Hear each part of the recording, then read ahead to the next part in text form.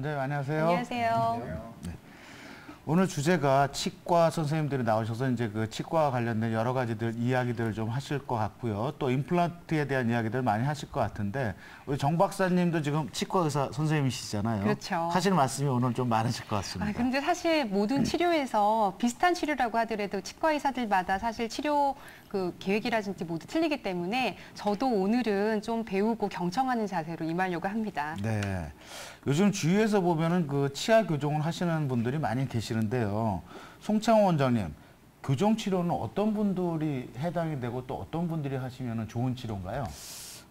일단은 치아 교정이란 말뜻을 먼저 봐야 될 것 같은데요. 일단 치아 교정이란 말뜻은 말 그대로 치아를 바르게 고쳐준다는 뜻이라고 보시면 되겠습니다. 보통 치아 교정하면은 자료화면처럼 삐뚤삐뚤한 치아를 가지런하게 펴주는 것만을 교정이라고 생각하실 수 있는데요. 이뿐만 아니라 튀어나온 입을 안으로 넣어준다든지 골격적인 문제가 있는 부분을 수정하기 위한 수술 교정 혹은 임플란트나 보철 같은 치료를 하기 위해서 보조적으로 해주는 것 또한 교정이라고 볼 수 있겠습니다. 그 지금 우리 저 삐뚤어진 치아 교정에 대한 그 사진을 좀 준비하셨다고 하는데요. 사진 보면서 그 교정 치료에 대해서 이렇게 한 번 더 설명을 해주시면 좋을 것 같습니다. 네, 알겠습니다. 자, 삐뚤삐뚤한 치아 교정, 삐뚤삐뚤해진 치아 교정을 보시면 일단은 환자분들이 대부분 생각하시는 게 교정 치료하면 이렇게 삐뚤삐뚤하신 분들이 교정을 해야 된다고 생각을 하시게 되는데 물론 대부분의 환자분들이 이렇게 삐뚤삐뚤한 치아를 가지신 분들이 교정을 하게 되겠습니다. 보시면 전후를 보시면 이 삐뚤삐뚤했던 치아들이 아주 가지런하게 예쁘게 되는 걸 보실 수 있겠죠. 다음 사진 자료화면 같이 보시면요. 이뿐만 아니라 입이 이렇게 많이 나오신 분들이 또 입을 안으로 넣기 위해서 교정을 요즘 최근 많이 하고 계시거든요. 그래서 다양한 케이스에서 교정을 많이 하고 계신다 이렇게 보시면 좋을 것 같습니다. 네, 지금 화면을 보면서 아무래도 치아 교정을 하게 되면 삐뚤한 치아를 하는 경우도 있지만 입이 넣는 경우에 또 교정을 해야 된다라고 말씀하셨는데요. 아무래도 돌출입 교정이라고 하면 발치, 이를 빼서 하는 발치 교정도 있고요. 그리고 모든 일을 가만히 두고 하게 되는 비발치 교정으로 나눌 수 있긴 하잖아요. 이 두 가지에 대해서도 좀 구체적으로 한번 알아볼까요? 네, 일단은 먼저 치아 교정을 하기 위해서 치과에 오셨을 때 환자분들께서 많이 제일 먼저 물어보시는 부분이 이를 과연 빼야 되나요? 이런 궁금증이 많이 있으십니다. 실은 치과 하면은 무섭다, 아프다, 이런 공포 때문에 이런 궁금증을 많이 물어보시는 것 같은데요. 실질적으로 이를 빼느냐, 빼지 않느냐, 이거가 되게 중요합니다. 치아 교정을 방법적으로 나누게 되면 크게 이를 빼는 발치 교정, 그리고 이를 빼지 않는 비발치 교정, 크게 이 두 가지로 나눌 수가 있는데요. 이를 빼느냐, 빼지 않느냐에 따라서 일반적으로 치료 기간이 결정이 되고 치료 방법 또한 일반적으로 나눠지기 때문에 그렇게 볼 수 있겠습니다. 발치를 하느냐 비발치를 하느냐를 나누는 기준은 물론 다양하게 있겠지만 일반적으로는 다음 세 가지가 가장 많이 보는 기준인 것 같습니다. 먼저 골격, 두 번째는 공간 부종량, 세 번째는 외모 변화, 이 세 가지가 가장 중요할 수 있는데요. 각각을 한 번씩 살펴볼까요? 각각을 살펴보면 이제 먼저 골격 치료에 따라서 골격에 따라서 얼마나 발치를 해야 되느냐 여기를 나눠볼 수 있겠습니다. 먼저 이제 그림을 보시면 새 아이가 나오는데요. 자료화면을 같이 보시겠습니다. 새 아이가 나오는데 새 아이를 자세히 보시면은 위턱뼈하고 아래턱뼈가 어느 정도 조화가 잘 되어 있는 아이도 있고 조화가 잘 되어 있지 않은 아이도 있습니다. 골격은 크게 이 세 가지로 나눌 수가 있는데요. 첫 번째 1급 이 손을 보시면 위턱뼈하고 아래턱뼈가 조화가 잘 되어 있을 때를 1급이라고 하고요. 위턱뼈보다 아래턱뼈가 조금 더 작은 경우를 2급, 위턱뼈보다 아래턱뼈가 조금 더 큰 경우를 3급이라고 합니다. 여기서 환자분들이 많이 오해하시는 부분들이 1급은 정상인데 2급, 3급으로 갈수록 비정상이 더 심해지는 게 아닌가 이렇게 오해를 하시는데요. 실은 1급, 2급, 3급이 비정상적인 부분을 심하다고 나누는 게 아니고요. 위턱뼈하고 아래턱뼈의 길이 조화가 얼마나 되어 있는지를 그냥 나누는 거라고 보실 수 있습니다. 다음 화면을 보시면 치아적인 형태에 따라서도 골격을 나눠볼 수 있는데요. 기준이 되는 치아는 첫 번째 제1대구치와 송곳니가 되겠습니다. 첫 번째 그림은 어금니가 위 어금니하고 아래 어금니가 어느 정도 조화가 되어 있는 1급, 그리고 두 번째 그림은 아래 치아보다 위에 치아가 조금 더 나와 있는 2급, 반대로 마지막 그림은 위치하보다 아래치아가 좀 더 앞으로 나와 있는 3급 이렇게 세 가지로 나눌 수 있겠습니다. 따라서 이제 이 골격이 왜 중요하냐면요. 골격적인 결함이 있는 경우에일수록 환자분들이 교정 치료를 함에 있어서 발치를 되도록은 피하는 게 좋고요. 골격적인 부조화가 너무 심한 경우에는 발치 교정 자체보다는 수술을 동반한 교정 치료를 권해드리는 게 더 좋습니다. 네, 그렇군요. 송창호 원장님, 그렇다면 그 저의 하관 골격은 어떤 편인가요? 우리 원장님 제가 보셨을 때는 미남 골격이신 것 같습니다. 네. 원장님, 딱 미남이라고 얘기 들으니까 예. 기분 좋긴 하시겠어요? 예, 뭐 기분은 좋은데요. 뭐 그런데 사실인가요? 사실은 이제 또 치아 교정이라고 하는 건 엑스레이도 네. 또 찍어봐야 되잖아요. 원장님 살을 조금만 빼신다고 하면 훨씬 더 골격 미남이 되지 않을까 하는 생각이 드네요. 네, 우리 박사님 그 처방 반드시 따르도록 하겠습니다. 네. 다음으로 이제 공간 부족으로 발치를 해야 되는 경우를 한번 보는 게 좋을 것 같은데요. 어떤가요? 네, 이제 발치에 대해서 고려해야 될 두 번째 사항은 실은 이제 공간 부족량이라고 볼 수 있습니다. 자, 공간 부족량에 대해서 이제 쉽게 설명을 한번 해보면요.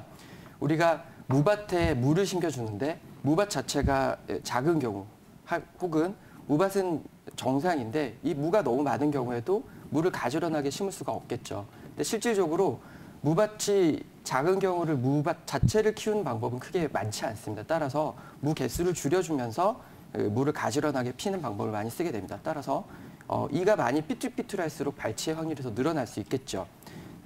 여기서 이제 환자분들이 많이 궁금해하시는 부분 중에 하나가 그럼 과연 무밭 자체를 키우는 방법이 없을까 이렇게 많이 궁금해하시는데요.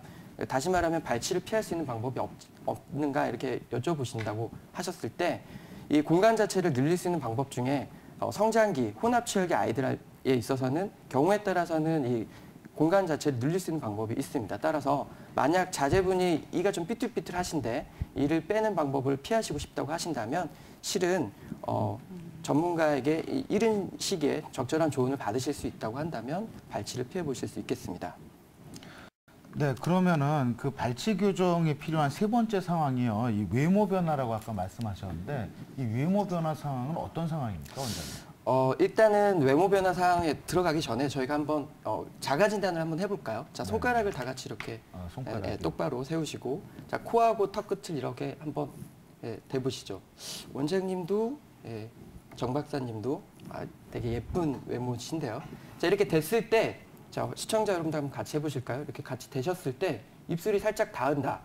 자, 손을 들어보실까요? 그 손 드셨던 분들 다 입이 약간 나오셨다고 보실 수 있습니다. 입술에 힘을 좀 빼고 있는 게 맞는 거죠? 아니요. 입술에 힘을 살짝 빼셨을 때가 제일 좋죠. 네. 레스팅 포지션이라고 하는데. 자, 그래서 이제 교정 치료에서 발치를 하느냐, 발치를 하지 않느냐에 대한 가장 중요한 기준 중에 실은 제가 제일 중요하다고 생각하는 기준이 바로 안모 변화인데요. 실질적으로 본인은 돌출되었다고 느끼셔서 발치를 원하시는 분들 중에 실질적으로는 발치가 많이 필요하지 않으신 분들이 계십니다. 다음 사진을 보시면 돌출되었다고 생각하시는 분들이 이런 식으로 발치를 과도하게 하는 경우에는 오히려 입이 이렇게 들어가시면서 안모가 나빠지는 경우가 아주 많습니다. 따라서 발치를 해야 되느냐, 해야 되지 않느냐의 기준 중에 제가 생각해서는 안모가 제일 중요하지 않을까 싶습니다. 네, 그렇군요. 주변에서 보면은 이 발치 교정을 통해서 이 턱이 좀 작아지거나 뭐 얼굴이 좀 작아지는 미용 효과들 때문에 발치 교정을 갖다 하는 경우들도 있는 것 같은데요. 이 발치 교정과 외모에는 어떤 상관관계가 있을까요, 원장님? 흔히들 발치 교정을 하면 살이 좀 빠지고 얼굴이 좀 갸름해진다고 하시는 분들이 상당히 많습니다. 물론 일부는 맞는 말이고 일부는 틀린 말인데요. 이 원리를 잘 생각을 해보면 악국 내에서 치아가 차지하는 공간이 일정 공간이 있을 텐데 발치를 하게 되면 공간이 줄어들게 되겠죠. 그것 때문에 얼굴이 좀 갸름해지는 효과를 보시는 분들도 간혹 있고요. 제 생각에는 실은 이를 빼면서 이렇게 씹어먹는 힘 이런 게 좀 어렵죠. 그래서 자연적으로 다이어트가 좀 되시는 효과도 있을 거라고 생각됩니다. 하지만 이 발치 교정 자체가 입을 들어가게 하는 효과뿐만 아니고 얼굴을 갸름하게 하거나 살을 빼는 그런 효과를 주는 건 아니거든요. 그래서 만약에 내가 교정을 하려고 하는 목적 자체가 얼굴에 V라인을 원하신다. 이렇다면 전문가랑 좀 더 상의를 해보시는 게 좋지 않을까 싶습니다. 역시 이제 치아 교정 같은 경우에는 외모상의 변화라든지 이런 부분들이 필요하기 때문에, 그리고 저희가 사실 치아라든지 이런 뼈 같은 부분은 엑스레이를 찍지 않고는 또 모르는 부분이 있긴 하잖아요. 그러니까 그렇죠. 네. 아무래도 송창호 원장님께서 말씀하신 대로 치과의사와 전문적으로 상담을 하고 치료 계획을 세우는 게 좋을 것 같습니다. 그리고 발치 교정을 그래도 해야 하는 경우라고 하면 어떤 치아를 빼야 하는지 많이들 물어보시긴 하거든요. 어떤 치아를 빼는 게 좋나요? 아, 네. 되게 좋은 질문이신 것 같습니다. 실은 치아 교정을 할 때 발치를 한다. 실은 요즘에는 이가 없는 시대에서 임플란트를 하는데 굳이 우리가 생리를 빼서 나중에 임플란트를 해야 되는 게 아닌가 이렇게 물어보시는 보호자분들이 상당히 많으시거든요. 근데 실질적으로 환자분들이 이를 가지런하게 필 때 발치를 해야 된다고 한다면 그냥 삐뚤삐뚤한 치아 자체를 뺀다거나 실은 뻐드렁니가 가장 많은 송곳니를 빼는 경우가 가장 많을 거라고 생각을 하십니다. 하지만 치아는 각각의 기능이 있습니다. 앞니는 심미적인 기능, 송곳니는 그 뿌리가 튼튼하기 때문에 힘을 받아주는 그런 기둥 같은 역할을 하게 되고요. 어금니는 사랑니를 제외하더라도 4개의 치아가 있는데 이 치아들은 갈아먹는 역할을 하게 됩니다. 이 갈아먹는 역할을 하는 어금니의 그 기능 중에 대부분의 90% 이상을 제1 대구치, 제2 대구치 큰 어금니들이 하게 되거든요. 따라서 이 작은 어금니들은 갈아먹는 역할에서 보조적인 역할만을 하기 때문에 발치는 되도록 이런 치아들을 하게 됩니다. 사진을 보시면 자료화면을 보시면 치아가 이미 심각하게 손상돼 있거나 이미 발치가 된 상태에서 교정을 원하시는 분들도 간혹 있으세요. 그럼 이런 분들한테서는 이제 발치를 해야 되는 경우에 되도록이면 이미 빼져 있는 치아나 이미 심각하게 손상돼 있는 치아를 발치 공간으로 이용해서 교정 치료를 하게 되면 향후에 필요한 임플란트라든지 보철 치료를 피할 수 있어도 더욱 좋은 치료가 될 수 있겠습니다. 네, 그렇군요. 그렇다면은 이 발치 교정과 비발치 교정의 어떤 그 치료 기간 차이들도 있을 것 같은데 어떻습니까, 원장님? 네, 이제 발치 교정, 비발치 교정이 일반적으로 치료 기간을 많이 결정한다고 말씀을 드렸는데요. 일반적으로는 이를 빼서 교정을 하시는 경우에는 1년에서 1년 반 정도 이상, 비발치 경우에 1년에서 1년 반이고요. 비발치의 경우에서는 이거보다 1년 이상 더 증가된 2년에서 2년 반 정도의 기간이 소요된다고 볼 수 있습니다. 네, 지금 말씀하신 거 보면은 비발치 교정이 확실히 좀 기간은 좀 짧긴 한데요. 혹시라도 이렇게 좀 급속하게 시간이 많지 않으신 분들을 위해서 좀 빠르게 교정하는 방법들도 있나요? 네. 일단 대부분 환자분들이 교정을 선택하실 때 가장 이제 꺼려 하시는 부분 중에 하나가 내가 몇 년씩이나 장치를 붙이고 이렇게 시간을 투자하기가 좀 부담스럽다 이렇게 말씀을 하시는 분들이 상당히 많으십니다. 그래서 이제 최근에 이제 급속 교정이라는 말 자체가 이렇게 되게 유행하고 있는데요. 실질적으로는 급속 교정이라는 교정 자체의 방법은 없다고 보시는 게 맞을 것 같습니다. 일반적으로 사용하는 교정 치료 방법에 치료 기간을 조금 더 빨리 할 수 있는 방법들을 같이 조합시켜서 치료를 하는 거를 일반적인 급속 교정이라고 보실 수 있겠습니다. 자, 다음 자료 화면을 보시면서 하나씩 살펴보겠습니다. 교정 치료를 할 때 치료 기간을 단축시킬 수 있는 방법이 여러 가지가 있지만 그중 이제 가장 많이 사용하는 방법 중에 하나가 이 수술을 동반한 교정이 되겠습니다. 원리를 살펴보면 자료 화면처럼 골면에 살짝 이렇게 흠집을 내주는데요. 이 흠집 속으로 이 흠집을 치유시키기 위한 세포들이 모여들게 됩니다. 이때 모여드는 세포들은 실질적으로 치아가 이동되는 데 필요한 세포들이랑 동일한 세포이기 때문에 치아 이동을 위한 세포가 많아지게 되고 따라서 이제 치아 이동이 좀 빨라지는 이런 효과를 이제 급속 촉진 효과라고 하는데요. 이런 효과를 누리게 될 수 있습니다. 또 앞서 말씀드린 것처럼 이를 빼는 것보다는 빼지 않는 게 교정 치료 기간이 좀 단축되기 때문에 되도록이면 이를 안 빼는 쪽으로 조금 더 하는 게 낫겠죠. 또 다음 자료 화면을 보시면 최근에 소개되고 있는 장치인데요. 물론 이게 효과가 있다 없다에 대한 논쟁이 상당히 많으시지만 기본 원리는 이제 마이크로 바이브레이션 티오리라는 이론을 적용시킨 장치입니다. 보시면은 미세한 진동을 줘서 미세한 진동 자체가 국소적으로 세포 활성도를 되게 높여주는데 이것도 마찬가지로 치아 이동에 필요한 세포들의 활성을 높여주면서 치아 교정이 좀 빨리 된다 이렇게 보실 수 있겠습니다. 그 밖에도 이제 요즘에 많이 사용되는 장치 중에 자가결착 브라켓 장치가 있는데요. 자가결착 계열 브라켓 장치는 기본적인 원리 자체가 이제 마찰력을 줄여준 장치라고 보시면 되겠습니다. 교정이란 게 레일 위에서 이렇게 미끄러지는 건데 아무래도 미끄러지는 마찰력이 줄어들어 있기 때문에 치아가 잘 미끄러져서 교정이 조금 단축되고 또 이 자가결착 계열 브라켓 자체의 가장 큰 장점은 기존의 방식으로 했었을 때는 반드시 이를 뺐어야 됐던 케이스조차도 이를 되도록 안 빼는 비발치 교정으로 돌릴 수 있기 때문에 그 기간 자체가 좀 줄어든다고 보실 수 있겠습니다. 네, 송창호 원장님께서 급속 발치 교정 중에 자가결착 브라켓에 대해서도 설명을 해주시긴 했는데요. 이렇게 치아 교정 장치를 저희가 브라켓이라고 부르잖아요. 이 브라켓 종류도 사실 굉장히 여러 가지가 많이 있는데 대표적으로 또 설명해 주실 만한 이런 브라켓들이 있죠? 네, 일단은 이제 브라켓이나 장치 종류에 따라서 교정 치료 종류가 또 결정이 될 수 있는데요.